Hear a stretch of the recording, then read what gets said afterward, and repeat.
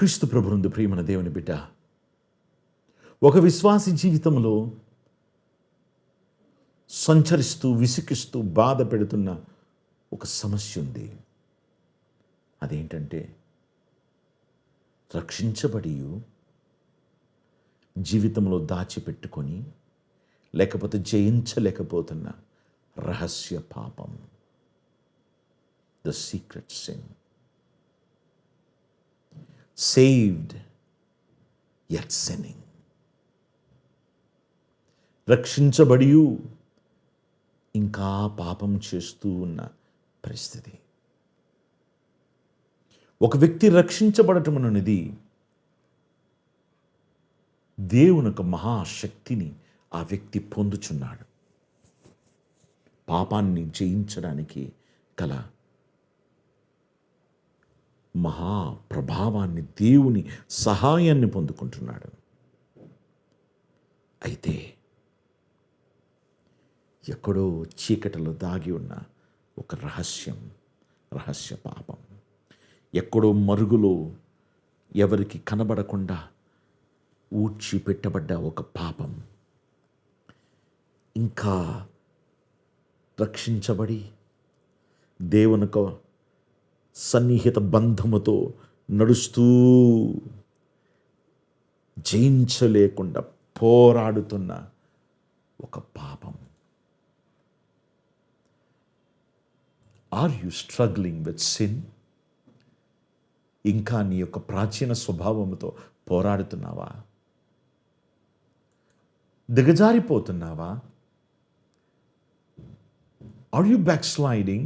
There is always something which is pestering the life and making this life trying to become darkness once again. రక్షించబడినప్పుడు ఒక వ్యక్తి ఏం చేస్తాడో తెలుసా? రక్షించబడినప్పుడు ఆ వ్యక్తి దేవుని యొక్క మహాశక్తిని ఆ వ్యక్తి రుచి చూస్తుంది. దేవుని దివ్య వాక్యమును రాబోవు యుగ సంబంధమైన శక్తుల ప్రభావమును అనుభవించిన తరువాత తప్పిపోయిన వారు,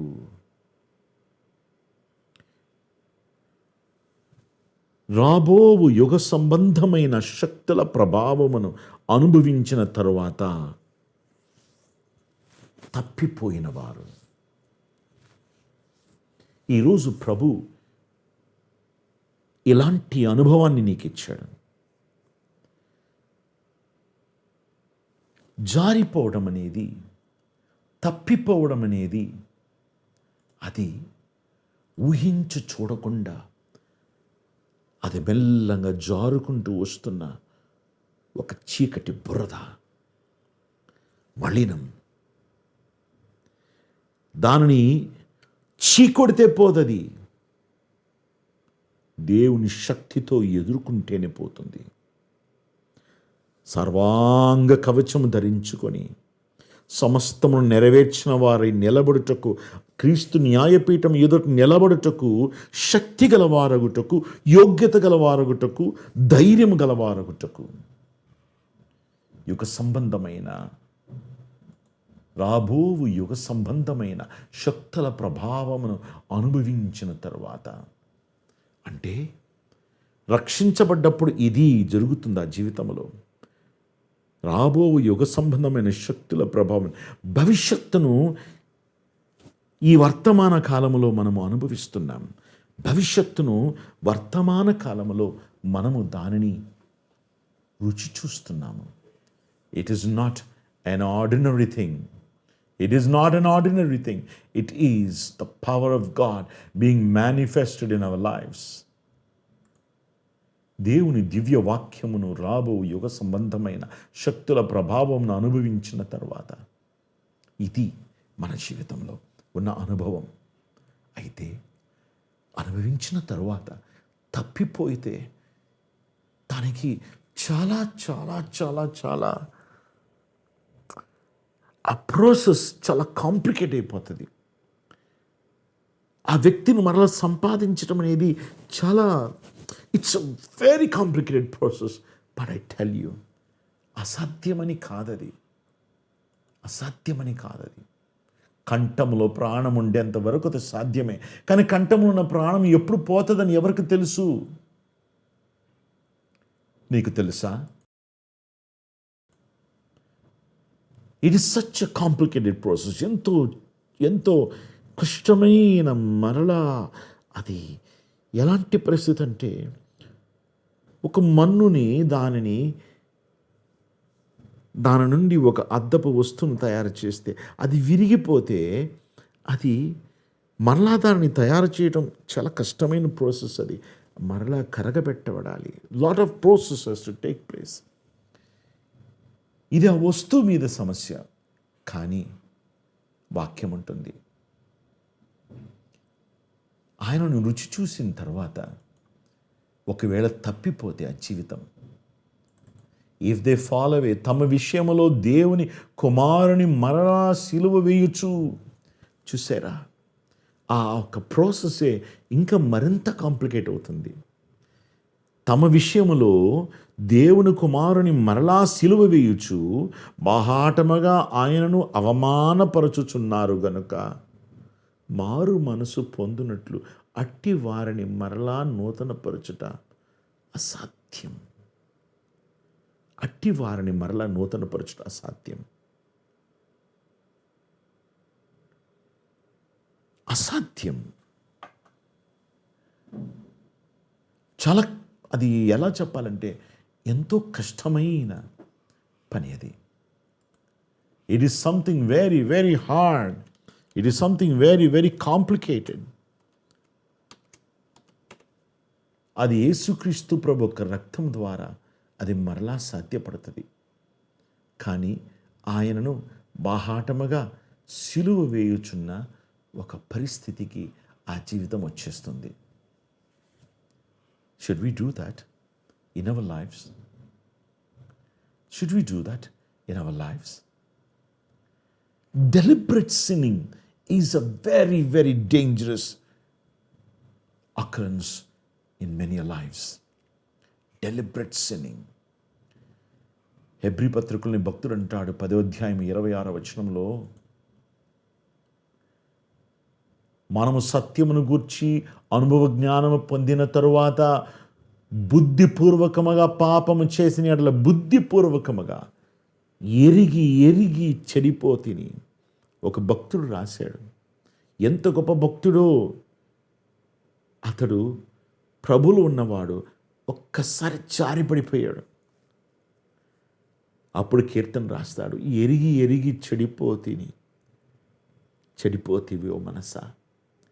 ఎరిగి బుద్ధిపూర్వకముగా పాపము చేసిన యెడల పాపములకు బలి ఇకను ఉండదు. పాపములకు బలి ఇక ఉండదు. ఈరోజు ఒక విశ్వాస జీవితంలో పెద్ద సమస్య ఏమిటంటే, ఎరిగి బుద్ధిపూర్వకంగా పాపం చేసి ఆయనను బాహాటముగా అవమానపరుస్తున్న ఒక పరిస్థితి. న్యాయపు తీర్పునకు భయముతో ఎదురు చూచుటయు విరోధులను దహింపబోవు తీక్షణమైన అగ్నియు ఇకను ఉండును. ఇది చాలా చాలా భయంకరమైన పరిస్థితి. కానీ ఒకటి, కంఠములో ఉండే ప్రాణము ఉండేంత వరకు అవకాశం ఉంది. కానీ కంఠములో ప్రాణం ఎప్పుడు పోతుందని ఎవరికి తెలుసు? ఎప్పుడు దేవుని కృప అంతమై ఆయన ఉగ్రత వస్తుందని ఎప్పుడు తెలుసు? మనము ఊహించి చూడలేము. అది అందుకొరకే మనము దేవుని మీద ఆధారపడి బ్రతకడానికి మనము ప్రయత్నం చేయుచున్నాము. ఓ ప్రియమైన దేవుని బిడ్డ, ఓ ప్రియమైన దేవుని బిడ్డ, యేసయ్య చెప్పారు లూకా 12:47లో, తన యజమానుని చిత్తం ఎరిగి ఉండియు సిద్ధపడక అతని చిత్తము చొప్పున జరిగింపక ఉండు దాసునికి అనేకమైన దెబ్బలు తగులును.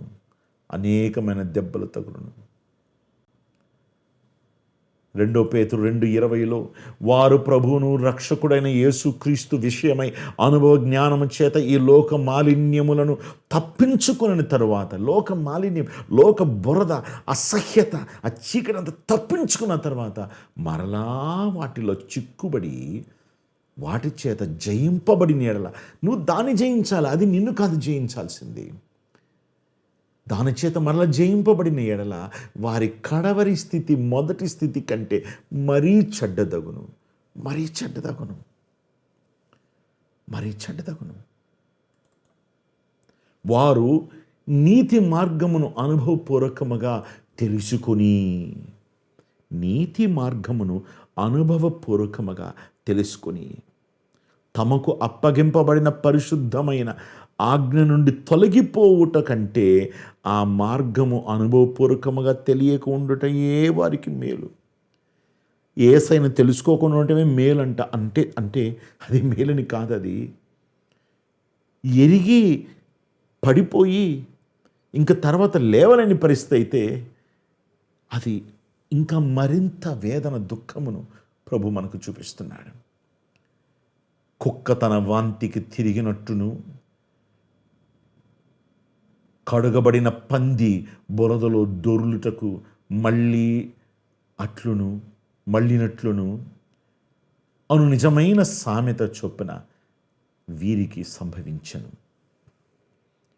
ఒక పంది దానిని స్నానం చేపించిన బురదలో వెళ్ళి పొరులాడుతుంది. కుక్క తన వాంతికిని తిరిగి నాకుతుంది. మరలా అసహించుకున్న దాన్ని పట్టుకోకూడదనేది దేవుడు చెబుతున్న మాట. దహించు అగ్ని అయి ఉన్నాడు దేవుడు. నీ జీవితాన్ని మండుచున్న అర్పణగా మార్చుకో. ఎలా తెలుసో సాధ్యపడుతుంది? నీకు సాధ్యమే. ఇది నీకు నిరీక్షణ ఉన్నది. నీ నిరీక్షణ చచ్చిపోలేదు. There is hope. There is hope in your end. There is hope in your end. There is hope in your end. 1 యోహాను 1:9 భక్తుడు అంటాడు, మన పాపములను మనము ఒప్పుకుని ఎడల ఆయన నమ్మదగిన వాడును నీతిమంతుడును కనుక ఆయన మన పాపములను క్షమించి సమస్త దుర్నీతి నుండి మనలను పవిత్రులనుగా చేయును. మనలను పవిత్రులుగా చేయను. మనలను పవిత్రులుగా చేయు. ఒప్పుకుంటే ఆయన మనల్ని పవిత్రులుగా చేస్తాడు. మనం ఎలా చేయించగలుగుతాం? దేవుని వలన, దేవుని మూలముగా పుట్టిన వారందరూ లోకమును జయించుదురు. ఆయన మూలముగా పుట్టడం అంటే ఆయన రక్తంతో కడగబడి ఆయన ఆత్మచేత నింపబడినప్పుడు, క్రొత్తగా జన్మించిన శిశువులై ఉన్నప్పుడు లోకాన్ని జయించగలుగుతారు. లోకమును జయించిన విజయము మన విశ్వాసమే. మరలా విశ్వాసమే. చూసారా, అది పరిగణింపబడుతుంది. మరలా విశ్వాసాన్నే దేవుడు మనకి ఎత్తి చూపిస్తున్నాడు. మరలా దేవుడు మనకు విశ్వాసాన్ని మనకు హృదయములో మనం భద్రపరిచి మనకు పెడుతున్నాడు. 1 యోహాను 5:5 భక్తుడు అంటాడు, యేసు దేవుని కుమారుడిని నమ్మివాడు తప్ప లోకమును జయించేవాడు మరి ఎవడు? అంటే నీవు యేసయ్య దేవుని కుమారుడిని నమ్మినప్పుడు నీవు లోకాన్ని జయించగలిగిన భాగ్యం నీకు లభిస్తుంది. మనకు ధైర్యం కలుగుతుంది. తీర్పు దినమందు మనకు ధైర్యము కలుగునట్లు, తీర్పు దినమందు మనకు ధైర్యము కలుగునట్లు ఇప్పుడు ఇక్కడ ఈ క్షణమందే నిన్ను విసిగిస్తూ నిన్ను కవలిస్తున్న పాపాన్ని దేవుని మహా ఆత్మశక్తితోటి జయించి పోరాడి, భక్తుడు అంటాడు, మీరు పాపం విషయంలో పోరాడటంలో రక్తము కారణంతగా ఇంకా పోరాడటం లేదు. నువ్వు కష్టపడాలి. నీ చేతులకు కట్లు బేడీలు వేసి బిగించాడు సాతాను. నువ్వు దాన్ని విడుదలపరచుకోవడానికి నువ్వు ప్రయత్నించినప్పుడు నీ యొక్క మణికట్టులో రక్తసిక్తమైన ఒక ప్రత్యక్షత కనబడాలి. అంటే అర్థము అంతగా నువ్వు పోరాడాలి. నువ్వు పోరాడటం లేదు, నువ్వు ఊరక ఇచ్చేసుకుంటున్నావు, నీవు దాసోహమైపోతున్నావు.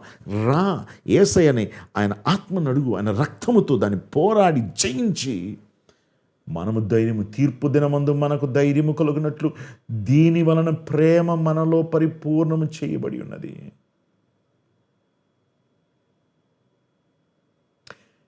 ఆయన ఎట్టివాడో ఆయన వలె మనము కూడా ఈ ప్రపంచం ఉండగలుగుతాం. ఒకే ఒక సూత్రం, ప్రేమనే దేవుని బిడ్డ. రోమా 12:1 భక్తుడు అంటాడు, కాబట్టి సహోదరులారా, పరిశుద్ధమును దేవునికి అనుకూలమైన సజీవ యాగముగా మీ శరీరములను ఆయనకు సమర్పించుకొనుడి. మీ శరీరం ఆయనకు సమర్పించుకొనుడి. దేవుని వాత్సల్యమును బట్టి మిమ్మును బతిమాలుకొనుచున్నాను. ఇట్టి సేవ మీకు యుక్తమైనది. ఈ శరీరం అంట సజీవమైన అర్పణగా మారాలంట. It should become a living sacrifice అంట.